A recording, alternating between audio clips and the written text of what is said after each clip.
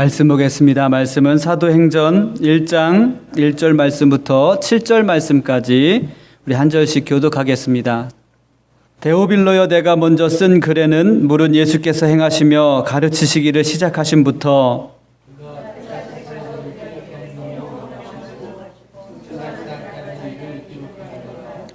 그가 고난받으신 후에 또한 그들에게 확실한 많은 증거로 친히 살아계심을 나타내사 40일 동안 그들에게 보이시며 하나님 나라의 일을 말씀하시니라.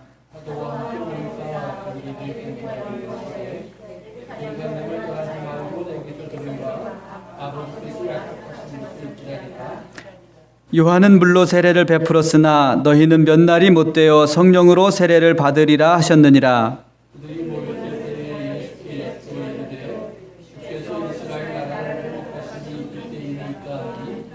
우리 같이 읽습니다. 이르시되 때와 시기는 아버지께서 자기의 고난을 두셨으니 너희가 알 바 아니요. 아멘. 시간 증인 내 증인이라는 제목으로 전익박 목사님 말씀 전해 주시겠습니다.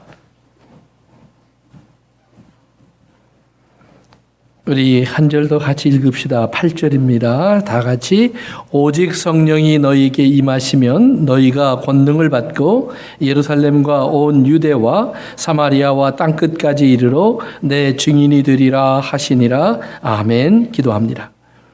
아버지 하나님 감사합니다. 부족한 종 오늘 주님의 말씀의 도구로 사용하여 주옵소서. 성령님 오셔서 우리 속에 역사하시고 감동해 주셔서 전하고 듣는 우리 모두가 주의 진리 가운데 거하게 하옵소서. 종의 입술 오직 주의 진리만 전하는 도구 되도록 성령님 사용하여 주옵소서. 예수님의 이름으로 기도합니다. 지난 한 주간 우리가 사는 이 미국에는 중요한 일들이 몇 개 있었습니다. 그 중에 결과를 대부분들이 예측은 했지만 그래도 대통령을 탄핵하는 결정이 있었습니다. 상원에서 부결이 되어서 탄핵하는 일은 없는 걸로 되었습니다. 그리고 그 다음날 목요일 미국에서 매년 열리는 나라를 위한 기도회가 워싱턴 DC에서 열렸습니다. 한 3,000명이 매년 모입니다. 지난 67년 동안 매년 2월 첫 번째 목요일이 되면 그렇게 워싱턴에 모여서 나라를 위해서 기도하곤 했습니다. 관례적으로 대통령이 참석을 하고 그리고 미국의 종교 지도자들 그리고 또 많은 정치 또는 경제 지도자들이 참석을 합니다. 올해도 3,000명이 같이 모였습니다. 탄핵을 주도했던 하원 의장 또 상하원에 있는 모든 국회의원을 포함해서 대통령도 참석을 했습니다. 그곳에 말씀을 전하는 사람으로 초대된 분은 로버트 브룩이라고 하는 하버드 대학의 그 종교학을 가리키는 교수님이 오셨습니다. 그는 내 원수를 사랑하라라는 제목으로 말씀을 전했습니다. 마태복음 5장에 나와 있는 내 원수를 사랑하라. 하나님은 해와 또는 비를 주실 때 하나님의 사람 또 하나님의 사람이 아닌 사람들에게도 고루고루 주시는 것처럼 너희도 그렇게 사랑하라. 내가 너에게 인사하는 사람에게만 인사하면 네가 더 나은 것이 무엇이 있니? 너에게 인사하지 않는 사람에게라도 네가 사랑을 해라. 너를 핍박하는 자를 위해서 기도하고 너를 원수로 여기는 자들을 축복하라. 이제 이런 말씀을 가지고 말씀을 전했습니다. 결론이 뭐였냐 하면은요. 우리가 예수님 말씀대로 원수를 사랑하는 것 참 어려운 일입니다. 그렇다면 여러분 흉내라도 내십시오. 흉내라도 내다 보면 하나님 앞에 그런 마음 가지고 흉내라도 내다 보면 그것이 오늘 우리의 삶을 바꿀 수가 있습니다. 어제까지 대통령을 탄핵해야 된다고 주장했던 사람들 또 반대했던 사람들 그리고 대통령이 그 자리에 앉아 있었습니다. 그분의 설교가 끝나고 탄핵을 주관했던 하원 의장인 펠로시라고 하는 분이 나와서 이 땅에 핍박받는 사람들 약한 사람들을 위해서 기도했습니다. 그리고 이어서 대통령이 또 연설을 했습니다. 대통령의 첫 마디는 그런 것이었습니다. 로버트 박사님 귀한 말씀 전해주셨지만 저는 박사님의 말씀에 동의를 하지 못합니다. 그 다음 내용들은 여러분이 추측해 볼 수 있습니다. 오늘 제가 이 말씀을 드리는 것은 그 사건을 그 내용을 기사로 쓴 분이 어떤 기사에 그런 질문을 했습니다. 과연 어떤 크리스찬이디, 어떤 기독교가 그 안에서 보였을까? 어떤 기독교가 그 안에 있었을까요? 원수를 사랑하라고 하는 기독교가 그 안에 있었을까요? 아니면 동의하지 못하겠습니다라고 말하던 대통령의 기독교가 그 안에 있었을까요? 대통령을 위해서 매일 기도한다고 하면서 그날 기도하며 대통령을 위해서는 한마디도 기도하지 않고 이 땅에 핍박받고 가난한 자들을 위해서 기도한 하원 의장의 기도 속에 기독교는 어떤 기독교였을까요? 한번 여러분의 마음에 스스로 질문해 보시기 바랍니다. 그리고 그것을 우리 교회로 한번 옮겨 놓읍시다. 오늘 이곳에 우리 함께 모여서 예배드리는 우리는 과연 이 땅의 사람들에게 어떤 기독교를 보여주고 있을까요?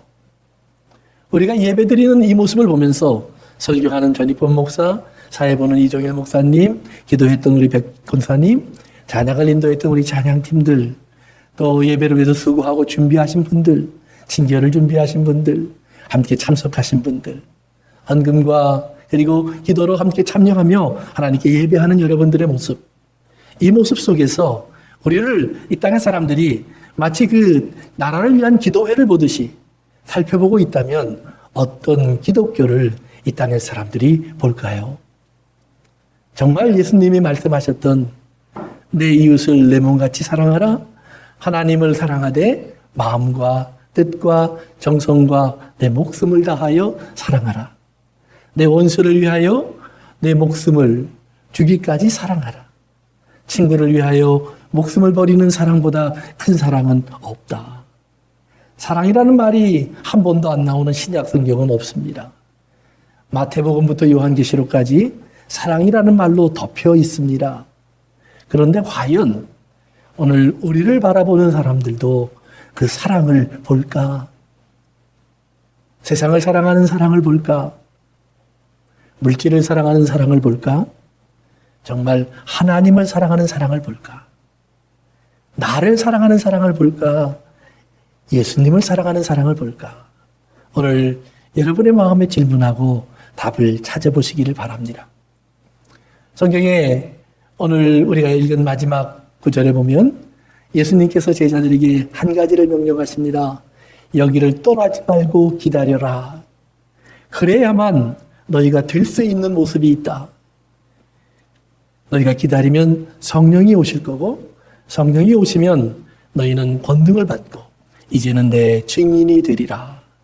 증인이라는 말을 하십니다. 즉 우리가 해야 할 일은 기다리며 성령을 받는 것입니다. 그러면 성령님은 오시면 우리를 새로운 사람으로 만들어 놓으신다라는 말입니다. 증인이라는 이름을 가질 수 있는 사람으로. 성도 여러분, 오늘 여러분들은 누구의 증인입니까? 누구의 증인입니까? 직장에서, 가정에서, 교회 속에서 누구의 증인입니까? 제가 여러분들에게 보여주고 있는 것은 누구를 보여주고 있습니까? 전익범이라는 사람, 예수님의 12 제자마저도 그들이 각각 자기의 길을 찾아갔을 때 그들을 다 흩어버리셨습니다. 한 명도 십자가로 가까이 데리고 나가지 않으셨습니다. 아니, 갈 수도 없었습니다. 그들이 원했던 사랑의 대상은 그것이 아니었기 때문입니다. 그들은 결국은 다 흩어졌고 아무도 예수님 곁에 남지 않습니다. 예수님이 부활하신 후에 그들을 찾아갔을 때 그들은 비로소 희미하게 무언가를 느끼기 시작합니다. 저들이 추구하고 살아왔던 것과는 다른 하나님의 나라가 있다라는 진리입니다. 하나님의 나라가 있습니다. 우리가 생각하는 눈에 보이는 이 세상이 아닌, 보이지는 않지만 예수님이 말씀하셨던 그 실질적인 하나님의 나라가 분명히 있다라는 것입니다. 그런데 예수님은 알고 계시는데 제자들은 모릅니다. 예수님은 믿고 계시는데 제자들은 믿지 못했습니다.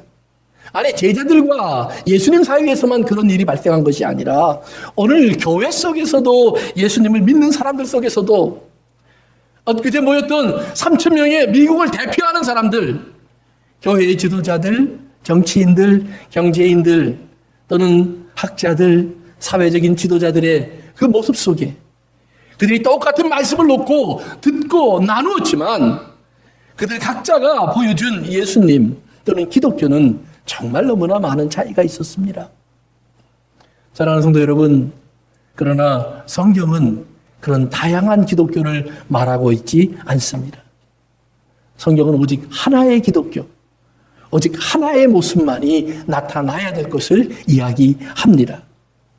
그렇기 때문에 그 증인이란 말을 우리가 좀 생각해 보면 그 안엔 참 깊은 의미들이 있습니다.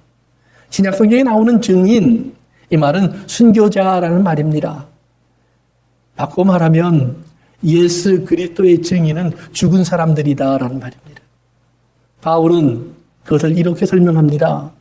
우리가 예수를 믿고 세례를 받으면 우리는 예수 그리스도와 함께 죽고 그리고 예수 그리스도와 함께 다시 산다.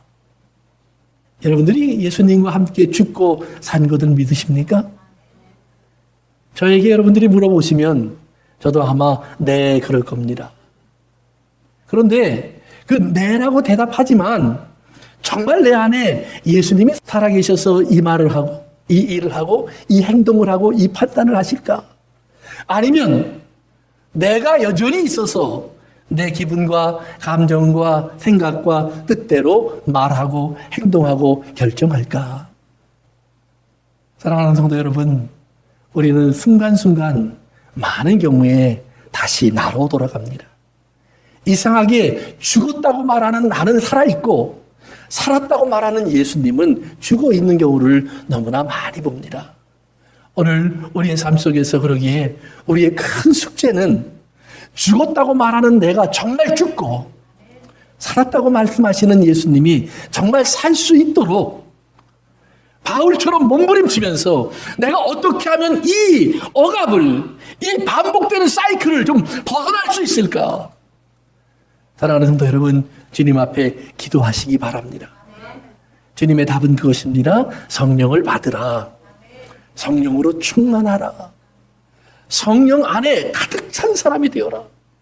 그러면 그 성령님은 우리의 마음을 그렇게 이끌어 가신다. 내가 나를 주장해 갈 수는 없지만 내가 죽었다고 아무리 말을 하면서도 여전히 나의 죽음을 경험할 수 없지만 정말 성령님의 충만하심 속에 내가 있다면 성경은 분명히 말해줍니다. 예수님을 모른다고 말했던 베드로가 예수님 때문에 죽을 수 있다라는 말입니다.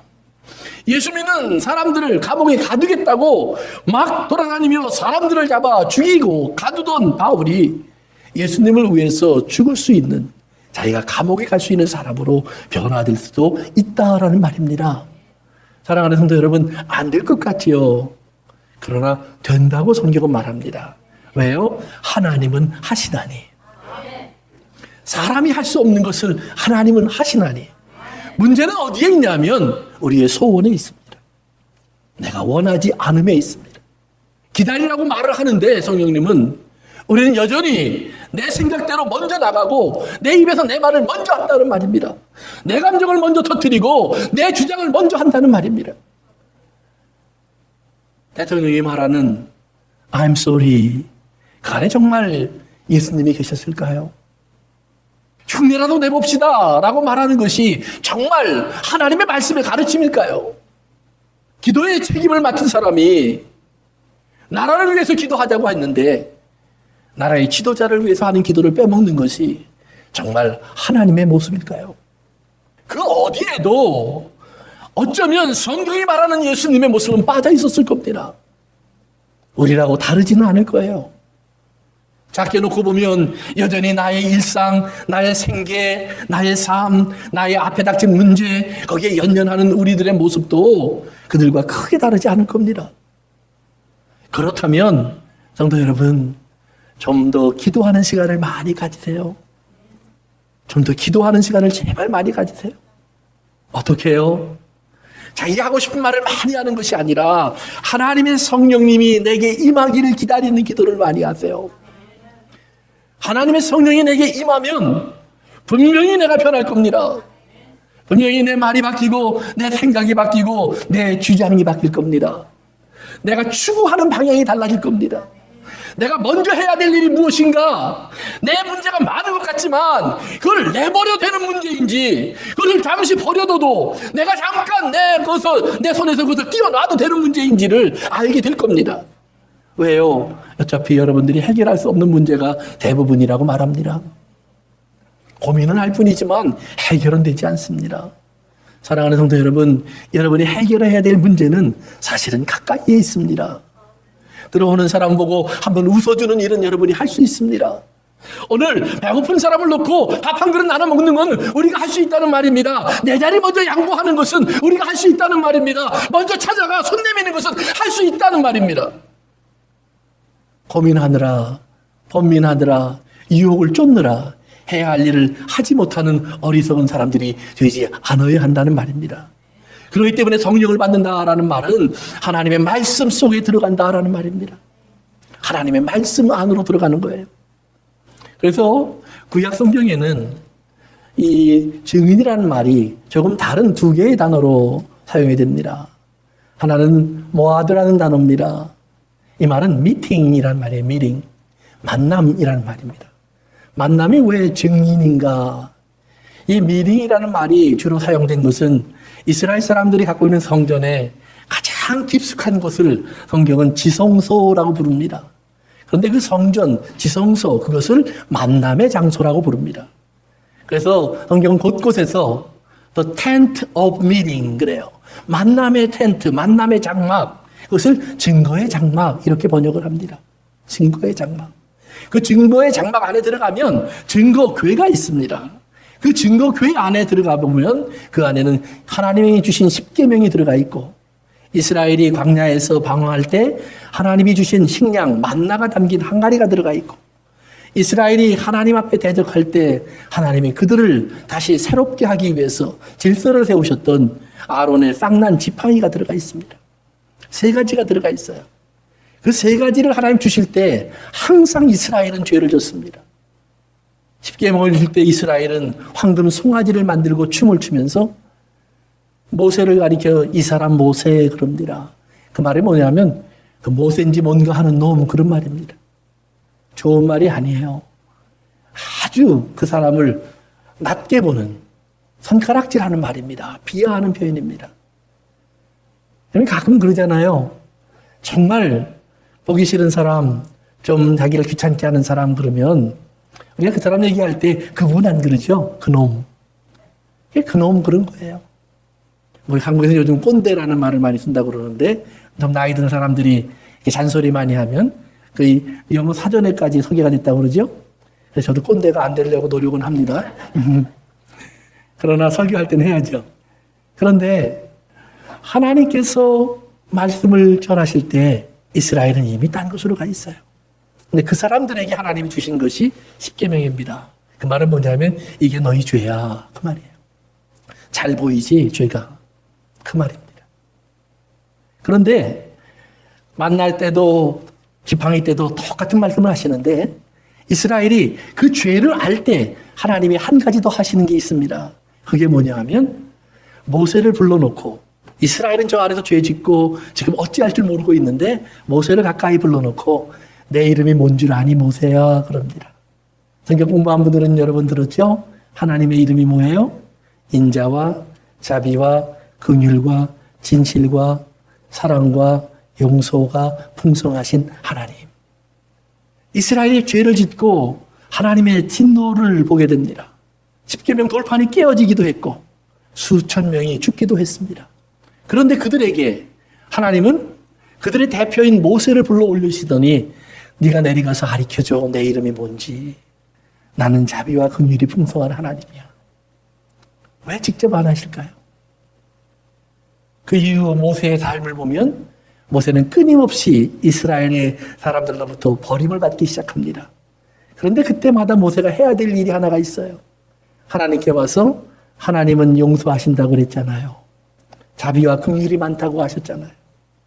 기도해야 되는데 하나님을 불러야 되는데 하나님 이렇게 부를 때 그 모세가 불러야 될 하나님의 이름이 바로 인자와 자비와 긍휼과 은혜가 풍성하신 하나님 이렇게 부르기 시작해야 된다는 말이에요. 그 다음에 뭐라고 기도할까요? 저놈들이 나를 죽이려고 했습니다. 나보러 네가 뭔데 이렇게 얘기했습니다. 나에게 돌을 던지려고 했습니다. 이렇게 기도할까요? 금방 그렇게 불렀는데요. 사랑하는 성도 여러분, 하나님이 하나님의 사람을 가까이 오게 하셔서 하나님의 말씀이 무엇인가를 알려주실 때, 그때 하나님이 그들에게 알려주려고 하는 하나님의 이름, 그 증인으로 이스라엘을 그곳으로 부르셨다라는 말입니다. 잘못할 때마다, 죄가 있을 때마다 그 하나님을 만나는 장소로 그들을 불러 모으셔서 그들이 그 앞에 서면 하나님의 진노가 천둥과 번개로 나타나고 지진과 불로 나타나는데, 질병으로 나타나는데, 그때마다 모세가 엎드리면 하나님이 하나님의 모습으로 돌아가신다는 말입니다. 어떤 모습이요? 독생자를 주시기까지 사랑하는 모습으로 우리의 죄를 위하여 십자가를 지시는 예수 그리스도의 아버지로 돌아가신다는 말이에요. 오늘 여러분의 삶 속에 이런 하나님의 증인이 되시기를 바랍니다. 이스라엘이 증인된다는 것은 바로 그런 것이에요. meaning, 만남인데 어떤 하나님을 만나느냐라는 숙제예요. 여러분이 하나님을 만나는데 어떤 하나님을 만나는가? 이 성경을 보면서 원수를 사랑해야 된다고 말하는 하나님인가? 동의할 수 없다고 말하는 하나님인가? 오른뺨을 치면 왼뺨을 돌려대는 것이 하나님인가? 아니면 눈에는 눈, 이에는 이로 말하는 것이 하나님인가? 오늘 여러분의 가슴에 참된 하나님을 만날 수 있기를 바랍니다. 그 하나님을 여러분이 만나 여러분의 마음 안에 하나님의 방향 속에 말씀이 들어와서 우리 안에 법궤, 증거궤가 만들어져야 돼요. 하나님을 만나는 장소가 우리 안에 이루어져야 돼요. 그 안에 들어가서 우리 하나님을 만날 때마다 내가 어떤 하나님의 이름을 불러야 할까? 요한복음 17장에서 예수님이 말씀하십니다. 아버지께서 내게 주신 그 이름을 내가 저들에게 알게 하였사오니, 아버지께서 그의 아들 독생자를 이 땅에 보내실 때 주신 이름을 예수님께서는 이 땅을 떠나시면서 그의 제자들에게, 그리고 그의 제자들을 통하여 믿게 될 우리에게 알게 하였다라는 말이에요. 그 이름이 뭐예요? 예수. 뜻이 뭐예요?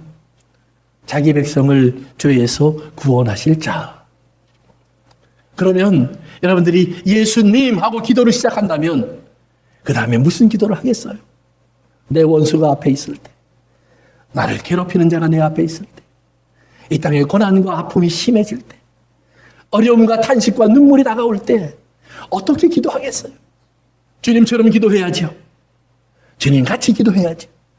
주님의 모습을 반복할 수밖에 없게 되겠죠. 왜요? 그것이 내가 만난 하나님의 모습이니까. 십자가에서 나를 위하여 죄를 지고 돌아가신 예수님께서 내가 십자가를 지고 나면, 높이 들리고 나면 많은 사람을 내게로 이끌리라. 너희들이 지금은 다 나를 버리고 도망가겠지만 너희들이 돌아올 수 있는 길이 열릴 거야. 돌아오고 나면 너희들이 알게 될 거야. 하나님의 나라가 무엇인지, 하나님이 다스리신다, 독재자가 아닌 것을 알게 될 거예요. 우리의 모든 소망과 희망을 꺾어버리는 분이 아닌 것을 알게 될 거예요. 우리를 아끼시고 정말 아끼셔서 너무나 아끼시는 하나님, 외아들을 내어줄 만큼 아끼시는 하나님인 것을 여러분이 조금은 알게 될 거예요. 그것을 맛보세요. 그것을 먹어보세요. 그 사랑을 입어보세요. 그 사랑을 느껴보세요. 성경 말합니다. 만져보고 느껴보고 먹어보고 입어보라고요. 그런 사랑이라고요. 하나님의 나라는 그렇기 때문에 멀리 있는 것이 아니라 여기 가운데 와 있다고요. 성도 여러분, 만남의 장소, 만남의 집, 우리가 예배하는 이 시간, 만남의 시간, 오늘 여러분은 하나님을 만나시길 바랍니다. 하나님을 만나셨다면 각 사람, 여러분의 옆에 형제와 자매로 앉아있는 사람 속에 있는 하나님도 바라볼 수 있게 되기를 바랍니다. 그가 만난 하나님과 내가 만난 하나님, 같은 하나님이라면 우리는 하나 되어야 한다는 말입니다. 하나됨.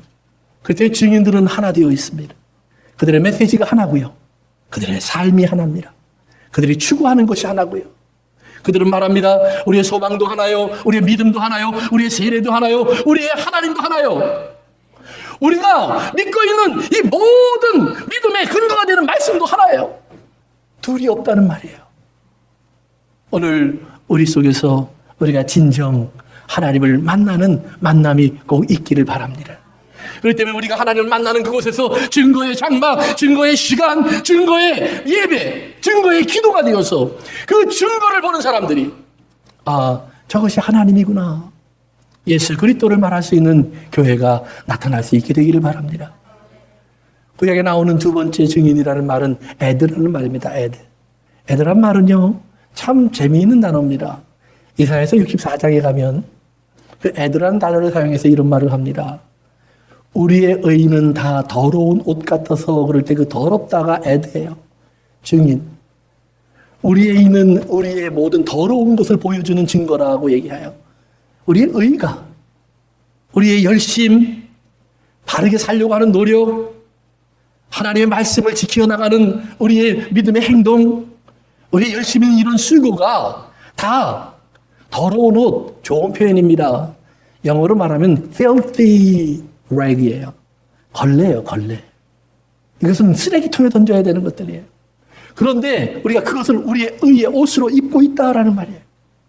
예수님이 바리새인들을 보고 하신 말씀 중에 보면 이 회칠한 무덤들아 그런 표현이 있습니다. 율법을 다 지키는 사람들, 열심인 사람들인데 그들을 보면서 예수님은 무덤밖에 안 보인다는 말입니다. 성장 썩은 냄새밖에 안 난다는 말입니다. 왜요? 그들이 말하는 그 의 때문에 얼마나 많은 사람이 저주의 상태에 머물러 있는지 몰라요. 나면서부터 소경된 자를 저주하고 받은 자라고 말을 합니다. 가늠하다 붙잡힌 여자를 돌로 때려 죽여야 될 여자라고 말을 합니다. 문둥병에 걸린 자들을 예배당에 가까이 오지도 못하게 합니다. 자기의 식탁에 앉지도 못하게 합니다. 자기의 마을에서 적어도 몇백 미터는 떨어지게 합니다. 다 저주받은 자들이에요. 이방인에게 저주받았고 여자이기에 낮고 천한 사람이고 예배당에 들어가는 것도 층층이 계단이 있습니다. 이방인이 올 수 있는 곳, 여자들이 들어올 수 있는 곳, 그러나 욕심은 있어서 헌금하면 거기 갖다 놨어요. 그리고 남자들만 들어가는 곳. 사랑하는 성도 여러분, 더러운 의라는 것은 그런 것입니다. 겉으로 볼 때에는 귀한 믿음의 모습 같지만 아니요, 그 안에 진정 하나님의 모습이 없어요. 다 자기의 유익만을 쫓고 있어요.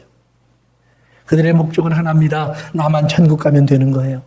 성도 여러분, 예수님의 목적은 하나였습니다. 나만 죽으면 되는 거예요. 우리가 기독교를 이 땅에 이야기하면서 우리 너무나 많은 기독교인들이 나만 복 받으면 돼를 보여줍니다.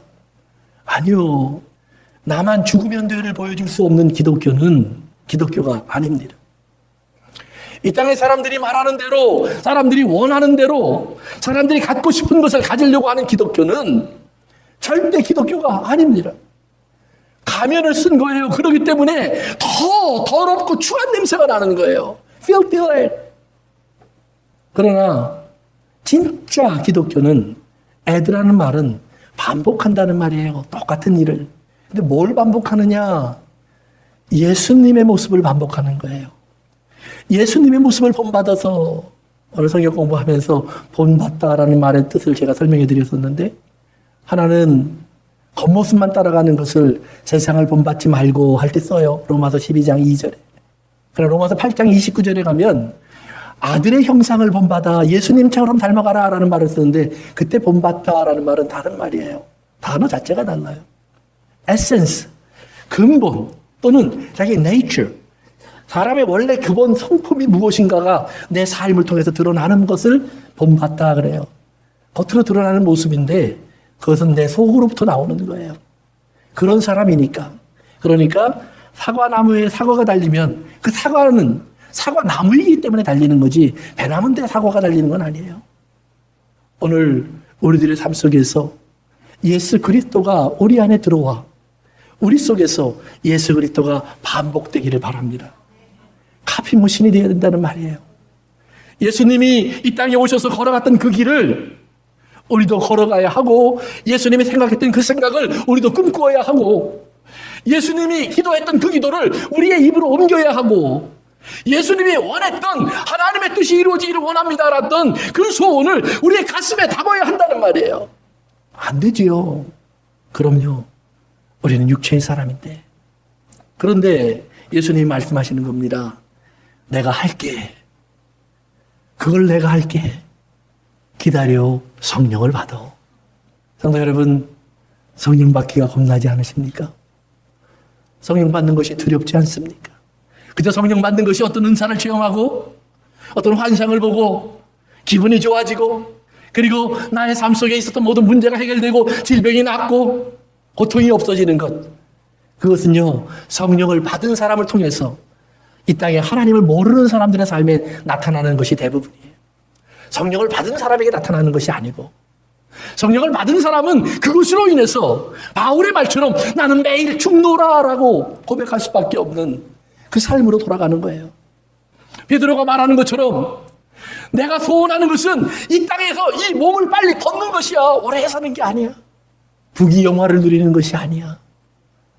왜 우리는 안 바뀔까요? 우리의 반복되는 모습, 예배드리고 기도하고 말씀 듣고 배우고 나가서 살고 있는 모습 속에 왜 우리는 아무것도 바꿀 수 없을까요? 그것은 우리가 겉모습만 갖고 있기 때문입니다.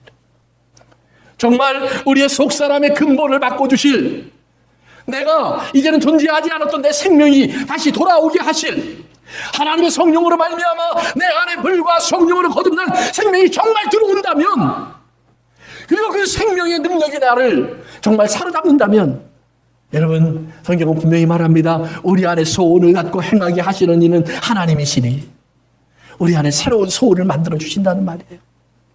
이 소원이 일어난다는 말이에요. 여기서 부모님들이 된 분들은 다 경험할 거예요. 부모가 되기 전에 소원과요, 부모가 된 다음에 소원이 달라져요. 언젠가 한번 말씀드린 적이 있었던 것 같은데요. 상담가가 있었어요. 강의도 하고요. 그리고 부모들에게 자녀를 키우는 법을 잘 전달하던 아주 유명한 분이 계셨어요. 이분이요, 결혼을 하기 전까지, 아니 결혼해서도요, 정말로 가족 세미나 같은 걸 많이 하면서 그 말씀을 전했어요. 그러다가 드디어 자기도 아기를 낳았어요. 아이들이 티네이저가 됐어요. 그분이 공개적으로 그런 질문을 한 적이 있어요. 누군가 나에게 이 아이들을 어떻게 돌봐야 되는지, 이 아이들의 아버지가 되는 법을 가르쳐 줄 사람이 없습니까? 머리 하얀 할아버지 할머니한테 가서 물어보면 다 알아요. Give them time. 시간 줘. 기다려. 전문가, 학식, 자기가 연구한 것 소용없더라는 말이에요. 나는 아버지가 되는 법을 모르겠습니다. 내가 저들의 아버지가 될 수 있는 길을 찾지 못하겠습니다. 그 고민이 그 사람을 찾아왔다는 말이에요. 진짜 아버지가 된 거죠. 성도 여러분, 오늘 우리들의 삶에서 반복되어야 할 것이 있다는 말입니다. 나의 옛사람의 모습, 예수 믿기 전의 모습이 반복되는 것, 그것은 아무 의미가 없습니다. 똑같은 사람이니까.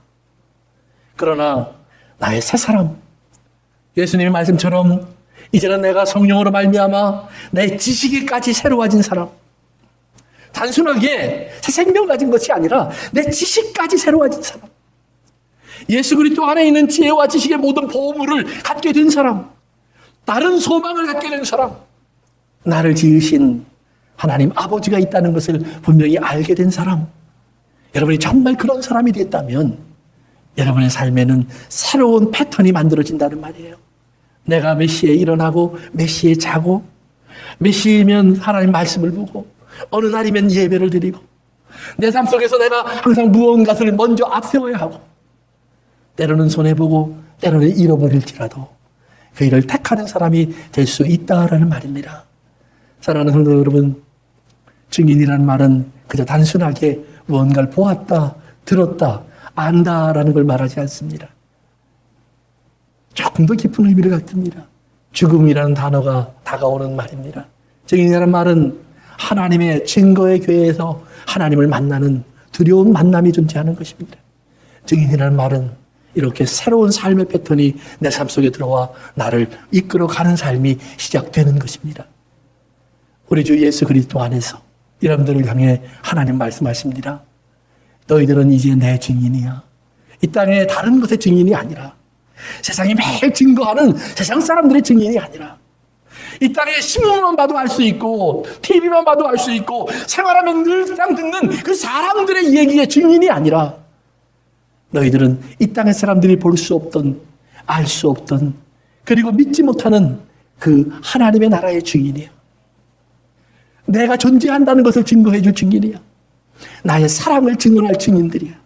너희는 내 증인이야. 기도하겠습니다. 성도 여러분, 우리의 신앙은 기다림에서 판결이 납니다.